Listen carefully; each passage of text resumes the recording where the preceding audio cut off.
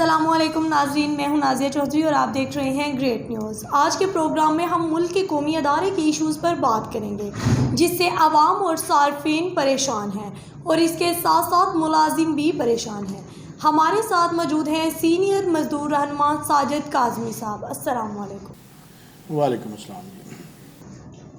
ساجد صاحب، اس محکمے کے ساتھ لاکھوں لوگوں کا روزگار منسلک ہے۔ اگر بات کی جائے سیفٹی میئرز کی تو جو ملازمین بغیر کسی خوف و خطر اپنی جان جوکھم میں ڈال کر بجلی کی تاریں ٹھیک کرتے ہیں تو ان کے لیے لائف انشورنس کا کوئی سسٹم موجود ہے؟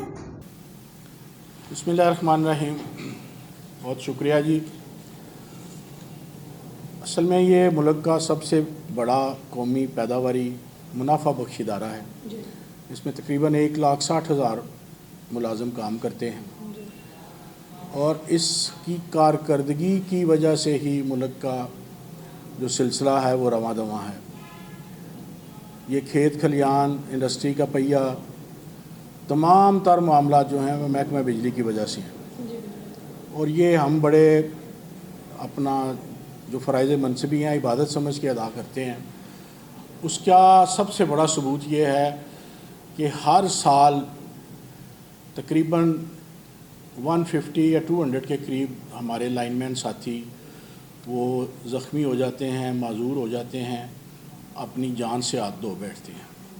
لیکن اللہ کے فضل سے قومی خدمت کے جذبے کے تحت یہ سلسلہ ہم جاری رکھے ہوئے ہیں۔ ابھی جو سر دست ہمیں مسئلہ درپیش ہے وہ ہے نجکاری۔ ہر دور کے ہر حکمران نے اس محکمے کی نجکاری کے لیے پوری اپنی طاقت آزمائی، زور آزمائی کی، پوری طاقت استعمال کی، لیکن یہ محکمہ القاسب و حبیب اللہ، جناب رسالت مآب صلی اللہ علیہ وآلہ وسلم کا فرمان ہے، القاسب و حبیب اللہ، محنت کش اللہ کا حبیب ہے۔ تو یہ اللہ کے حبیب ہیں، اور ہمارے جو رہنما ہیں، جو ہمارے لیڈر ہیں، وہ صرف ہمارے پاکستان کے نہیں ہیں، 182 ممالک میں وہ محنت کشوں کی نمائندگی کر چکے ہیں۔ وہ فقیر منش آدمی ہے، قلندرانہ اوصاف کا مالک ہے۔ وہ سڑک پر بیٹھ جاتے ہیں اور ان کے ایوان ہل جاتے ہیں۔ اس کی وجہ ہمارے طاقت کا سرچشمہ مزدور اتحاد ہے۔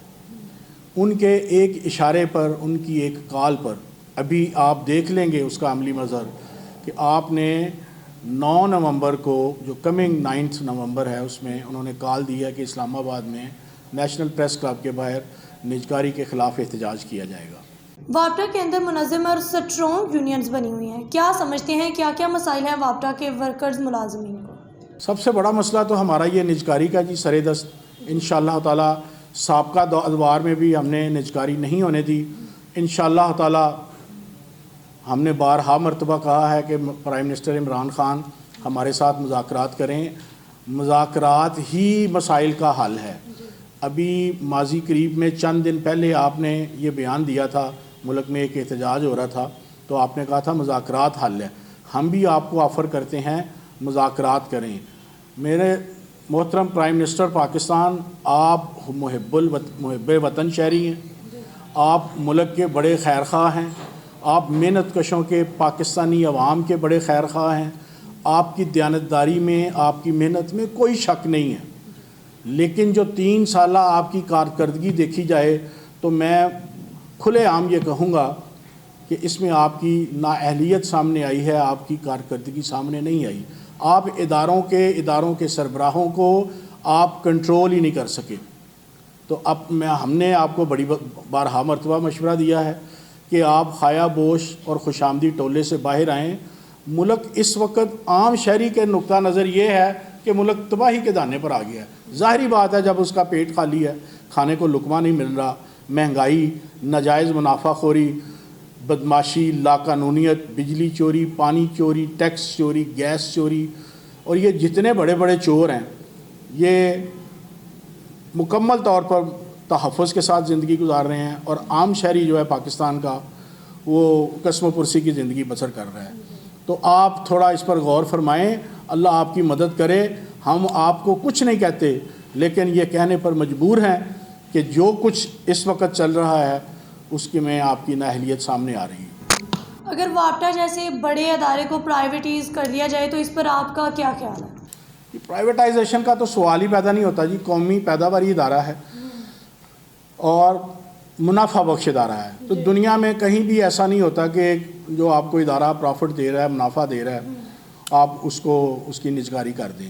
ہمارا مطالبہ 1 پوائنٹ ایجنڈا ہے کہ محترم پرائم منسٹر آپ نہ آئیں، اپنے نمائندے بھیج دیں، وہ مذاکرات کی ٹیبل پر آئیں، ہمیں قائل کریں آپ کے پاس کیا نجکاری کی کیا ریزنز ہیں، کہ ہمیں بتائیں. ہو سکتا ہے ہم قائل ہو جائیں، یا ہماری بات سن لیں کہ ہمارے پاس کیا ہے میٹیریل ہے کہ ہم کیوں نہیں نجکاری اس کی ہونا دینا چاہ رہے. تو اس میں جو بھی رزلٹ آئے گا پھر اس کے مطابق فیصلہ کریں. اب یہ حکومت پاکستان کی حکومتیں تو آنی جانی چیز ہیں، یہ کسی کی ذاتی جاگیر نہیں ہے کہ آپ وہاں پر بند کمرے میں بیٹھ کے اس کی نجکاری کر دیں. آپ لوگ، ہر دور کا ہر حکمران IMF اور ورلڈ بینک کے پریشر میں آ کے یہ کام کرتا ہے. آپ کوئی جذبہ حب الوطنی کے تحت یہ کام نہیں کرتے کہ ملک کا ادارہ ہے، اس کی اصلاح کے لیے، اس کی بہتری کے لیے ہم نجکاری کریں. نہیں، آپ فرنگی طاقتوں کے آگے بلیک میل ہو کر ان کے پریشر میں، دباؤ میں آ کر یہ کام کرتے ہیں، جو انشاءاللہ تعالی نہیں ہونے دی جائے گی. بطور نائب صدر آپ نے اب تک کیا کیا اقدامات کیے ہیں اور ورکرز کے لیے کیا فلاح کیا؟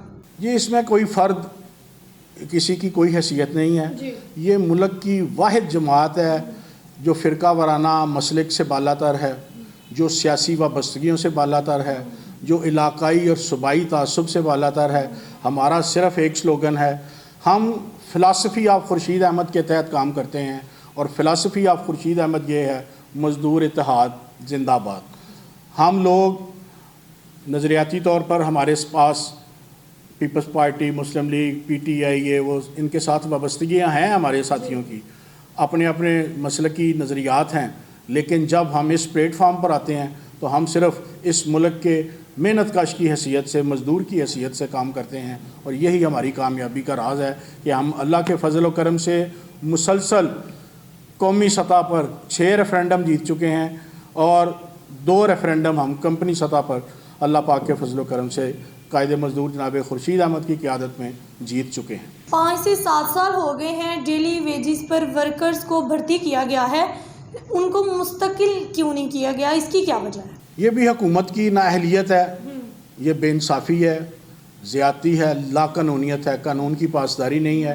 اب وہ بچے، وہ جوان جو 5 سے 7 سال گزار چکے ہیں اس محکمے کی خدمت کر رہے ہیں، اور وہ زیادہ خدمت کر رہے ہیں ریگولر کی نسبت کہ ہمیں کہیں نکال نہ دیا جائے. اب ان بچوں کو آپ خدا نخواستہ اس وقت یہ کہہ دیں کہ جی آپ ڈیلی ویجز پر تھے، آپ ختم، تو وہ تو سپائل ہوں گے، وہ تو پھر نیگیٹیوٹیز آئیں گی ان میں، وہ کچھ اور الٹے سیدھے کام کریں گے. ویسے بھی سپریم کورٹ آف پاکستان کے فیصلے کے مطابق اور 1973 کے بنیادی فنڈامنٹل رائٹس کے مطابق ان کا حق بنتا ہے. اتھارٹی اس کو تسلیم کر چکی ہے کہ ان کو ریگولرائز ہونا چاہیے، لیکن حکومت جو ہے وہ اس میں حکومت کی نجکاری کی جو منافقانہ پالیسیاں ہیں وہ آڑے آ رہی ہیں، کیونکہ وہ چاہ رہے ہیں کہ ہم اس ادارے کو بد سے بدتر اس کو جگہ پر لے جائیں کہ یہ مزدور اور محنت کش خود ہی گھبرا جائیں. لیکن اللہ پاک کے فضل و کرم سے ہم نہیں گھبراتے. ویسے بھی ہمارے پرائم منسٹر بار بار کہتے ہیں کہ گھبرانا نہیں. جیسے کہ کاظمی صاحب آپ نے ابھی کہا ہے کہ آپ نے 6 بار ریفرینڈم جیتا ہے، تو آپ نے قومی سطح پر مسلسل 6 بار ریفرینڈم جیتے ہیں اور کمپنی سطح پر 2 بار جیتے ہیں. جیت کے اس تسلسل کا کیا راز ہے؟ قومی خدمت ہے جی، مزدوروں کی خدمت ہے. ہمارے آپ قائد کو دیکھیں، جناب خورشید احمد، وہ 85 پلس ہیں. مولا علی علیہ السلام کا فرمان ہے کہ اگر آپ زندہ رہنا چاہتے ہیں اور خوشحال رہنا چاہتے ہیں تو خدمت کریں. تو ہمارا قائد تو اللہ کے حبیبوں کی خدمت کرتا ہے، وہ خدمت کا تسلسل جاری ہے. ان کی نیک نیتی آپ ان کو دیکھ لیں کہ وہ میری عمر سے زیادہ کی ان کے پاس وہ ایک کٹوری ہے وہ جس میں ان کے گھر سے وہ سالن آتا ہے، اور وہ گھر کا ہی کھانا کھاتے ہیں، زیادہ ان کی خواہش ہی کوئی نہیں ہے. ان کے پاس ان کے آپ جیسے مرضی، ہر حکومت نے ان کو چیک کیا ہے، کوئی ان کے پلاٹ نہیں ہے، کوئی جائیداد نہیں ہے، وہ مل فیکٹری فرنس نہیں ہے، سوائے ان کے آپ ایسٹس چیک کریں تو وہ آپ کو مزدور کی خدمت کے ہی نظر آئیں گے. اور حضرت علی نے اسی لیے شاید فرمایا تھا کہ ہزاروں گیدڑوں کا سربراہ اگر شیر ہو تو فتح ممکن ہے، لیکن ہزاروں شیروں کا سربراہ اگر ایک گیدڑ ہو تو فتح ناممکن ہے. اور ہمیں اس بات پہ فخر ہے کہ ہمارا قائد جناب خورشید احمد، میری اپنی ذاتی دعا ہے اللہ تعالیٰ ان کو عمر خضر عطا فرمائے اور یہ خدمات کا سلسلہ جاری رہے. ہماری کامیابی کا جو بنیادی راز ہے وہ مزدور کی خدمت ہے. اچھا کاظمی صاحب، آپ آخر میں حکومت کو کیا پیغام دینا چاہتے ہیں؟ آپ ذرا وہ بیان کر دیں. جی میں حکومت سے یہی کہوں گا کہ میں مجبور کیا آپ نے کہ ہم 9 تاریخ کو اسلام آباد جا کر احتجاج کریں. اس سے پہلے ہم کہہ رہے ہیں مذاکرات کریں، اور آپ اس سے کیوں بھاگ رہے ہیں جبکہ اور معاملات میں آپ کہتے ہیں کہ جی مذاکرات کریں. یہ آپ کمپنی سطح پر ایک ہمارے متحارب ٹولے کے ساتھ مل کر کمپنی سطح پر جو ریفرینڈم کروا رہے ہیں یا کروانے جا رہے ہیں، یہ بھی مزدور کی طاقت تو منقسم ہو ہی رہی ہے، ادارہ بھی کمزور ہوتا جا رہا ہے.